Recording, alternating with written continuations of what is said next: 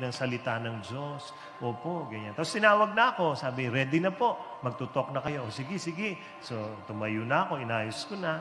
Paglabas ko ng holding room, lakad. Pagpasok ko ng hallway, may 3 grupo. 1, 2, 3. Grupo ng mga tao.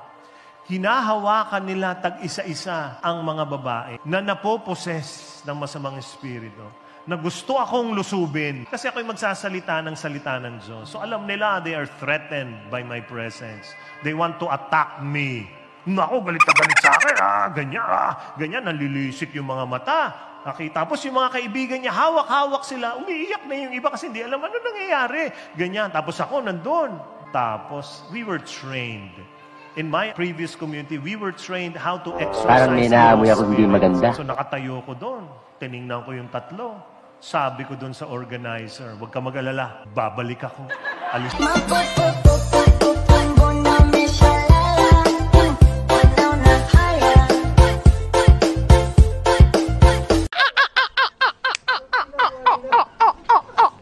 Talaga ako. Kasi ang training namin, huwag mo lulusubin yan. Ang dami niya, mag-isa ka. Hindi ka tulong. Atras ako talaga. Tapos sabi ko, ito ang gawin nyo. Sabi ko sa organizer, sabihin mo itong mga kaibigan nila, ha?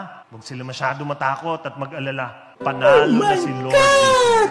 Panalo si Jesus dito sa sitwasyon nyo, ha? Huwag kayong mag-alala. Aalis ako. Babalik ako. Malapit lang naman ako. Taga Parañaque. Cubao.